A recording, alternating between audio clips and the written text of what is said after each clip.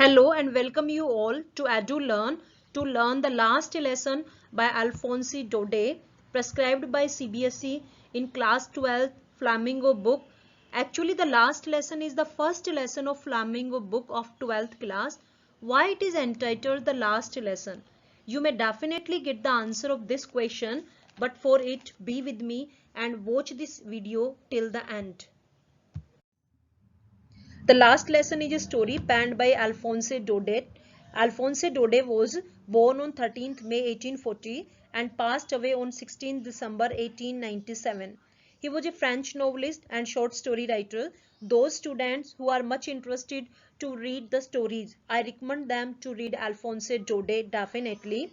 He started his career as a teacher, but later on he decided to become a journalist, and he was fondly known as French Dickens because he was much influenced by the writing of Dickens. He has wrought sentimental tales of provincial life. He is best known for his role in transition of 19th century theatre. Even after his death, when you go to Paris, you will find lots of schools and colleges that are named after this great author. When I talk about the unique features of his style, I can say that his characters are real and typical. Even in the chapter, the last lesson, you find Franz and M. Hamel. Both the characters seem to be very real and they seem to be very close to you. Secondly, his style is impressionist. Background of the story: Alphonse Daudet's short story collection Monday Tales was published in 1873. The last lesson is one of the stories from that collection. The background of the story is taken from Franco-Prussian War. It was a 6-month war that started in 1870 and it ended after 6 months in 1871. It was between France and Prussia. Prussia at the time consisted of Germany, Poland and some parts of Austria. In that war, France was defeated by Germany. Germany now took two districts of France, Alsace and Lorraine, under its dominance. Now it issued an order to replace their mother tongue, that is French language, with German language. When this language replacement order from Berlin, the capital of Germany, was issued for the two districts of France, Alsace and Lorraine, it brought a sea change in the attitude of teacher, taught and the people of both the districts. How it brought a sea change, we will learn it in this chapter. Characters of the story. First character is Franz. He is a student who disliked going to school till the order was issued from Berlin regarding learning of German language instead of French language. Mr. M. Hamel, he was a French teacher who had been teaching in French school for last 40 years. He was an ideal teacher and patriot to the core. Village elderly people, they came to attend the school that day because as per the order of Germany, it was the last lesson delivered by M. Hamel. After that, French language would not be taught in the school of Alsace. Vaucher, he was an ironsmith who passed comments on France when he stopped in front of the bulletin board instead of going to school. Hosher is projected as one of the elderly person who was much emotional when M. Hamel was leaving school next day. The story starts with Franz going to school. He was late for school. The reason was that his teacher M. Hamel gave him homework on participle the previous day. He didn't know a single word on it. For not completing his homework, he was in great fear to be scolded by his teacher M. Hamel, who was a very strict teacher, and Franz knew the nature of his teacher very well. That's why he did not want to go to school. So he had a thought to run away and spend the day outside, because the outside atmosphere of the school was much more tempting than the teaching of M. Hamel, which he always disliked. Now, what was there outside the school that attracted him not to go to school or stay outside? There was the melodious chirping of the birds. The day was pleasant, it was warm and bright. He was also tempting to watch the Persian soldiers drilling. But ultimately, he decided to resist all such temptations and hurried to school. On his way to school, Franz saw that there was a rush in front of the bulletin board. In the center of the town hall, there was a bulletin board. It was a source of all the bad news, the lost battle, draft and order of the commanding officer. Seeing so many people in front of the bulletin board, a thought came to his mind. Why was a rush in front of the bulletin board? Surely there was some bad news, but what? Neither he knew about it, nor he could see because of a rush in front of the bulletin board. At the same time, the iron smith watcher standing in the crowd said, "Don't go fast, bub. You'll get to school in plenty of time." He thought it was a comment, but again resisting it, he left for his school.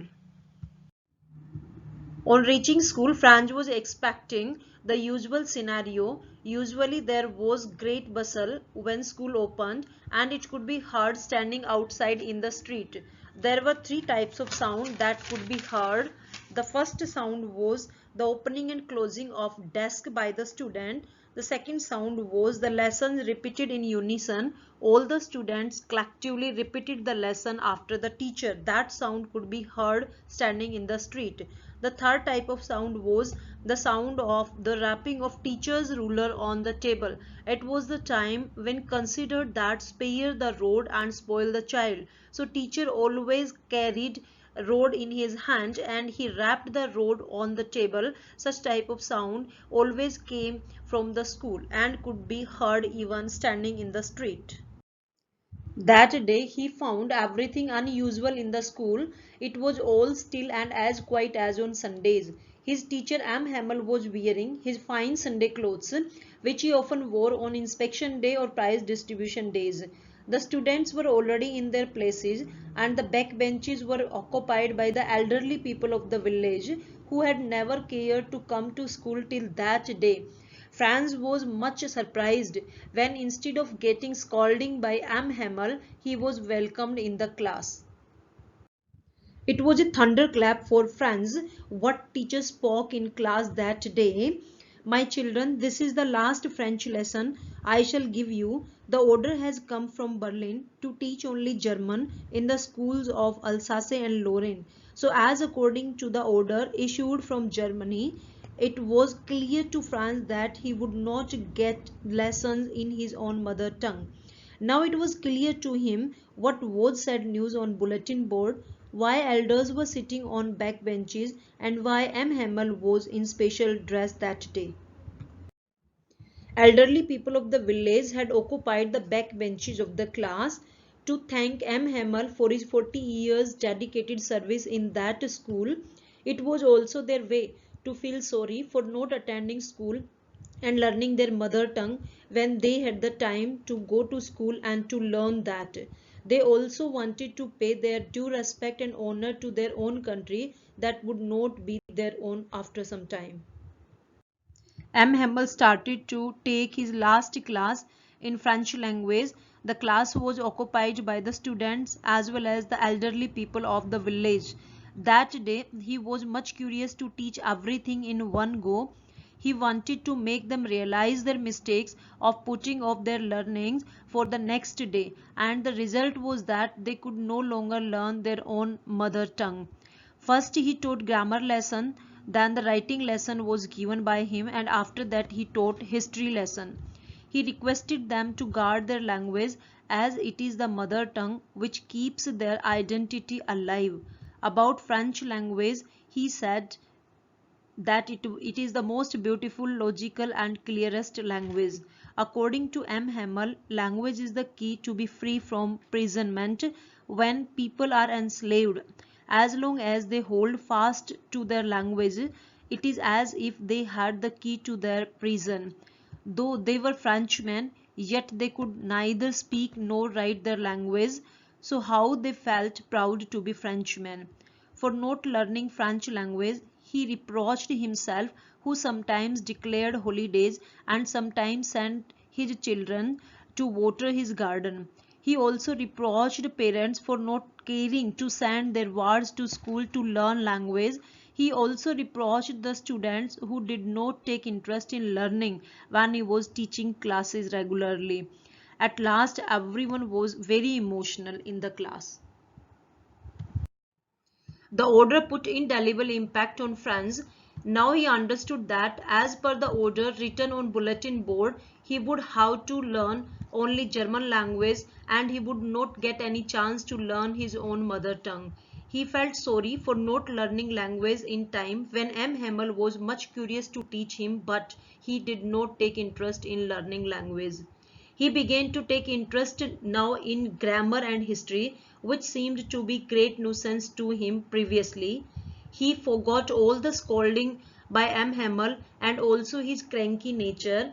He was irritated with the order, and in irritation he commented, "Will they make them sing in German, even the pigeons? It means the German people can rule over their mind and soul, but they can't impose their language on pigeons." With full patience, M. Hamel delivered his lesson till the end. Then he heard the church clock that struck 12.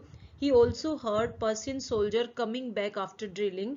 He stood up, took a piece of chalk and wrote as big as he could, "Viva la France," that means "Long live France." He could not speak a single word, and making gestures, he ordered for dismissing the school that day. After completion of the chapter, let's discuss the theme and sub-theme of the chapter. Main theme of the chapter: imperialism. Imperialism is a policy or ideology of extending a country's rules over the other country. Here Germany imposed his rule on French people to learn German language instead of their own mother tongue. Sub-themes: first is effects of war. War is always harmful. Most sufferers of war are common people. Patriotism. The growth and progress of a country depends on the patriotic thrill of the people of that country. We should respect our language as it is the language that makes us feel proud to be the citizen of our country.